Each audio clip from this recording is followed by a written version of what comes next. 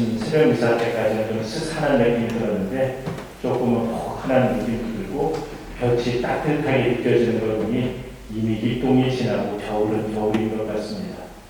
그러고 보면 시간이 지나면 세상의 모든 만물의 이치들이 하나씩 이렇게 수면하듯이 여름 내내 푸르고 짙었던 녹색으로 짙었던 나뭇잎의 색깔도 다들 그 단풍이 들어서 노랗게 빨갛게 물들고 이제는 그 단풍마저 다 나뭇잎을 떨구고 있는 그런 계절이 왔습니다. 그런데 자세히 살펴보면 나뭇잎이라고 하는 것, 그것이 단풍으로 물들어가면 사람들은 그 단풍 구경을 하러 갑니다. 아름답고 멋있다라고 그렇게 단풍을 구경하지만 엄밀히 따지고 보면 단풍은 나뭇잎이 죽어가는 겁니다. 여름에 활발했던 활동을 멈추고 엽록소가 파괴돼가지고 자기 분해 현상이 시작되는 거죠. 결국 죽어가는 건데 그 죽어가는 것이 사람들의 눈에는 아름답게 보이고 멋있어 보입니다. 그거 보면 참 아이러니하죠.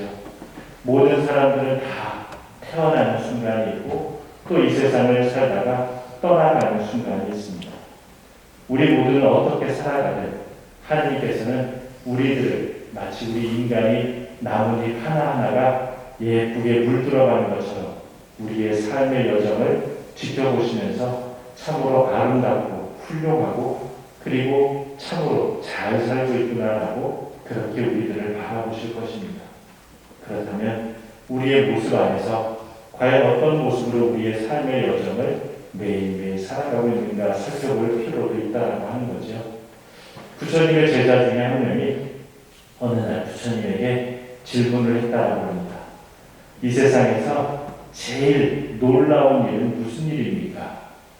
부처님이 듣고 있다가 이 세상에서 제일 놀라운 일은 모든 사람들이 다 죽는다는 것을 알면서도 마치 죽지 않을 것처럼 살아가는 것이 가장 놀라운 일이라고 합니다. 우리 역시 그렇게 한 삶을 살아가면서도 매 순간 녹음이 짙은 그런 푸르름만을 생각하고 그렇게 우리는 살아갑니다.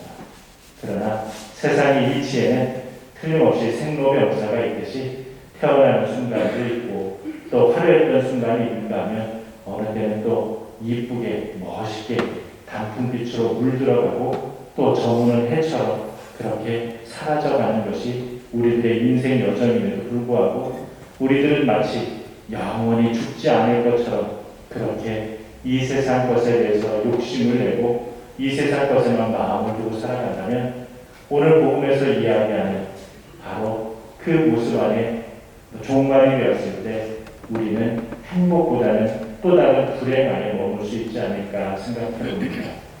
과연 우리의 생의 마지막 그리고 이 세상의 끝 종말은 과연 어떤 모습일까? 모두가 다 그것에 대한 두려움도 있고 또 그것에 대한 기대감도 있는 것이 사실인 것 같습니다. 바로 그것을 보여주는 것이 바로 우리 가톨릭에서는 묵시입니다. 묵시라는 단어는 우리 성경의 맨 마지막 성경 요한 묵시록이라고 이야기를 하죠. 그 묵시라는 단어는 가려져 있던 것을 열어서 보여준다는 의미입니다. 결국 커튼으로 가려져 있으면 커튼 그 안쪽은 바라볼 수 없지만 그 커튼을 열면 그 커튼의 반대쪽의 것을 볼 수 있듯이 묵시는 우리의 종말에 대해서 잘 모르는 것을 보여주고자 하는 그런 의미의 책이 바로 요한 묵시록이라고 한다면 마르코복음 13장은 작은 묵시록이라고 이야기를 합니다. 왜냐하면 내용을 오늘 들어보면 종말에 대한 이야기를 예수님께서 미리 언급하고 계십니다. 그런데 복음, 말 그대로 기쁜 소식이라고 해놓고서는 오늘 복음 말씀을 들어보면 왠지 좀 섬뜩한 느낌도 듭니다. 그 무렵 큰 환난에 뒤이어 해는 어두워지고 다른 빛을 잃고 별들은 하늘에서 떨어지고 하늘의 새벽들이 흔들릴 것이고 마치 세상에 재앙이 오는 것 같은 그런 느낌이 들지만 그 재앙에 대한 예고가 아니라 그런 순간이 종말에 온다고 하더라도 우리들은 희망을 잃지 말라고 예수님께서 위로하시는 말씀이 묵시록의 가장 원래로 의미라고 하는 거죠. 요한묵시록 맨 앞구절은 예수 그리스도의 계시라고 시작됩니다. 바로 종말에 대해서 이렇게 될 거다라고 하는 계시의 말씀을 주시는데 그 계시가 바로 묵시랑 똑같은 단어입니다. 그런 것처럼 바로 우리 안에 예수님께서는 이 재앙에 대한 두려움과 공포심을 우리에게 주려는 것이 아니라 그런 순간이 오더라도 그 안에서 예수님의 승리가 이루어질 거다라고 하는 희망과 위로의 말씀을 주시는 거죠. 그 종말은 말 그대로 악의 세력들은 심판을 받아 무너지고 의인들은 영원한 행복을 얻게 된다라고 하는 것. 그러면 우리는 어떤 모습으로 의인의 모습처럼 선한 사람의 모습처럼 살아야 될 것인가? 그리고 그날 그때는 아무도 모른다라고 합니다. 그날 그때를 알면 잘 준비해서 이 종말의 순간에 그런 재앙이 아무리 온다고 한들 두렵지도 않을 텐데 그날 그 시간은 아무도 모른다라고 그러죠. 결국 우리는 매 순간 주님 안에서 살아갈 때 바로 그 기쁨, 그 영광을 누릴 수 있을 것입니다.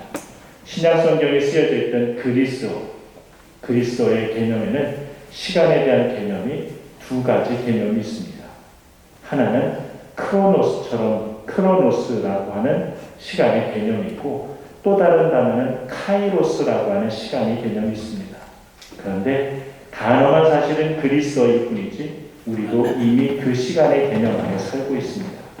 크로노스 시간은 모든 사람에게 똑같이 주어져 있는 시간입니다. 일반적이고 객관적인 시간이죠. 하루는 24시간, 1시간은 60분, 1분은 60초. 모두에게 똑같이 주어져 있는 시간입니다. 돈이 더 많다라고 해서, 권력을 더 가졌다라고 해서, 우리 여기 계신 우리 신자분들처럼 멋있고 예쁘다라고 해서, 우리 구로상도 신자들은 멋있고 예쁘니까 하루 24시간이 아니라 25시간을 줘야겠다라고 그렇게 주어지지는 않습니다. 아쉽게도. 모두에게 똑같이 주어진 시간이 크로노스적인 시간입니다. 그럼에도 불구하고 그 시간에 대한 느낌은 사뭇 다르죠. 다음 주 목요일이면 수능 시험이 있습니다. 수능 시험을 잘 준비해온 그런 수험생들에게는 이제 남은 며칠을 컨디션 관리도 잘하면서 시험을 잘 보기 위해서 마무리 단계에 들어갑니다.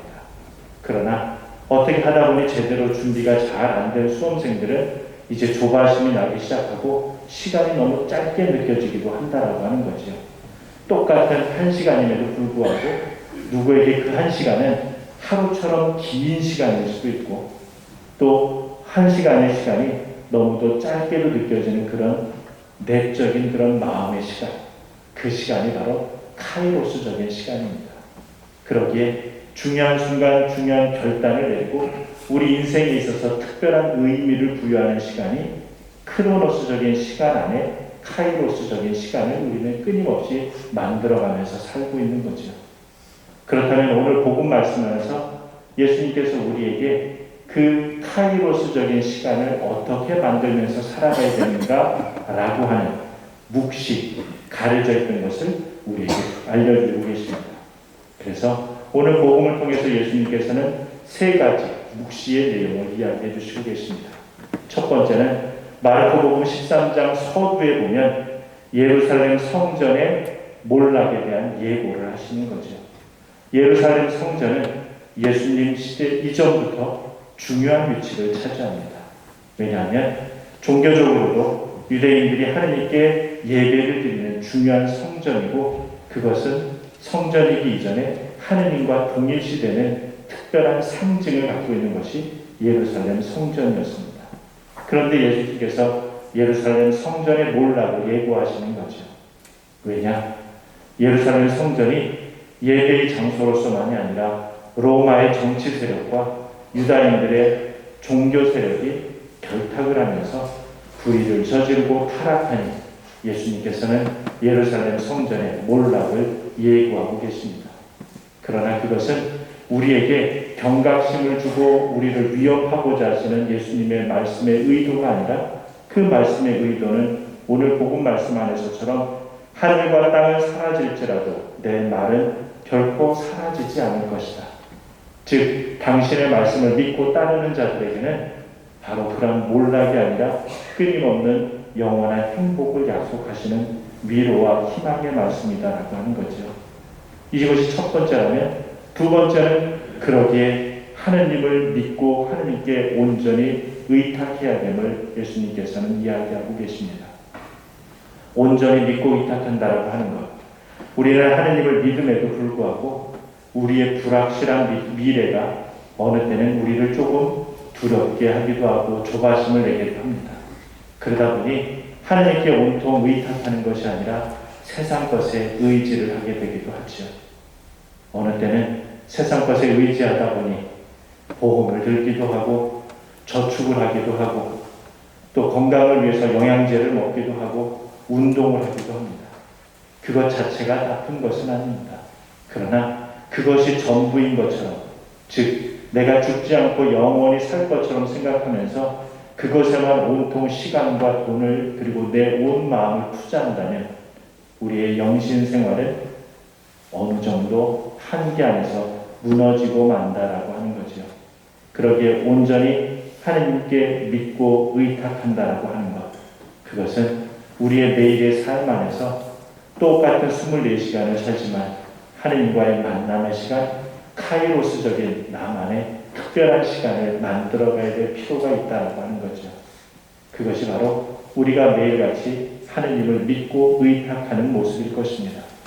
주일을 거룩히 지내라는 단순한 계명을 지킴이 아니라 주일 이 좋은 시간에 이렇게 성전에 모여서 함께 주님께 미사를 봉헌한다고 하는 것, 이 순간은 우리 모두에게 카이로스적인 시간일 것입니다. 누구는 이 시간에 자기만을 위해서, 즐기기 위해서 시간을 사용하고 있지만 우리는 하느님과의 만남의 시간을 하고 있기에 설령 그날 그때가 언제일지 모르지만 우리는 이 순간 그날 그때를 이미 살고 있는 거겠죠. 그러기에 마지막 세 번째는 사랑의 카이로스적인 특별한 시간을 우리는 살아가야 될 것입니다. 이 세상에 영원한 것은 그 어떤 것도 없습니다. 단 하느님의 사랑만이 영원한 것이죠. 그러기에 우리에게 주시는 하느님의 영원한 사랑을 우리가 매일같이 살아가기 위해서는 결국 인간적인 것에만 초점을 맞추는 것이 아니라 인간적인 삶, 세속적인 삶을 살면서도 그 안에서 하느님을 만나고 하느님을 위해서 나눌 수 있는 시간, 카이로스적인 그 시간을 우리의 삶 안에서 하루 24시간 중에 특별한 시간을 만들며 살아갈 때 우리는 바로 그날 그때가 언제 오더라도 이미 잘 준비되어 있는 삶, 그러기에 주님으로부터 종말이라고 하는 두려움이나 공포의 시간이 아니라 우리에게 행복과 기쁨의 시간이 오늘도 내일도 매 순간 우리에게 다가오겠지요. 전례를 부르는 한 해를 마감하는 시간입니다. 다음 주일이면 그리스도 왕 대축일을 지내고 한 해 전례를 마무리합니다. 그러기에 복음의 내용들은 기쁜 소식보다는 재앙 같은 그런 무시무시한 이야기들을 들려주고 있지만 진정한 의도는 우리에게 해를 꽂히고자 하는 그런 해를 주시고자 하는 그런 예수님의 의도가 아니라 기쁨과 위안과 행복을 주고자 하는 예수님의 그 말씀, 그 묵시적인 말씀 안에 담겨있는 주님과의 온전한 일치, 카이로스적인 시간을 우리가 살아갈 때 우리는 이 순간도 주님 안에서 행복하고 기쁨에 넘치는 시간이겠죠. 특별히 연중 제 33주간을 시작하는 우리에게 있어서 주님 안에서의 일상적인 크로노스적인 시간을 살지만 그 안에서 하느님과 나와의 특별한 카이로스적인 시간을 만들면서 행복과 기쁨이 넘치는 우리의 매일의 시간들을 만들어가면 좋겠습니다.